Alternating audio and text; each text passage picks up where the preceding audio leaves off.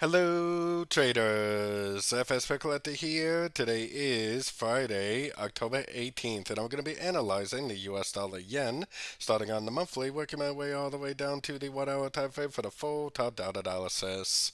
But first, don't forget to check out my website, fxpipcollector.com, if you'd like to get access to my swing trade signals, my daily members-only live streams on Zoom, and my 34-video trading course, all included for only $30 per month.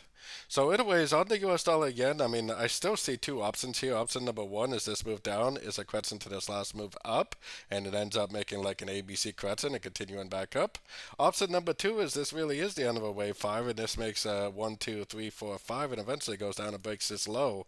Either scenario should lead to impulsive down, corrective up, and impulsive down. So for me, it's not really important to know the difference until we get in that third wave, and we're about 2/3 finished with that third wave. So taking it down to the weekly time frame, I have it labeled as an ABC, but it definitely could be a 1, 2, 3. I think that this right here is either the A or 1. This is either the B or the 2. And I still think that it's likely eventually going to go down for either the C or the 3. And like I said, it's all exactly the same strategy until you get about 2/3 through this third wave.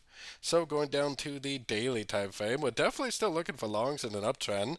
I still think this point right here is the bottom of the A. I think this is 1, 2, 3 A, 1, 2, 3 B, and likely 1, 2, 3, 4, 5 of C. I still think that these higher fib levels, at least at 161.8, 178.6 is my most likely target, because this is a lower low right here, which makes me think that it is an expanding flat. 3 waves up, 3 waves down, 5 waves up to 161, 178 would be the target for the expanding flat wave B before it makes that bigger push down for the big wave C. All part of either a wave 4 or possibly a 1, 2, 3, 4, 5 on the higher time frames. Taking it down to the 4 hour time frame. On the 4 hour time frame, we got a nice little structure level right here. For me personally, I'm not even going to think about looking for sorts until we get a break of this structure, which we definitely do not have yet.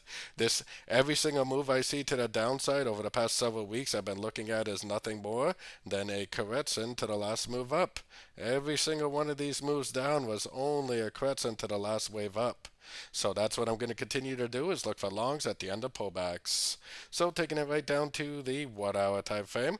On the 1 hour time frame, I got my Fibonacci retracement on just this last move up right here.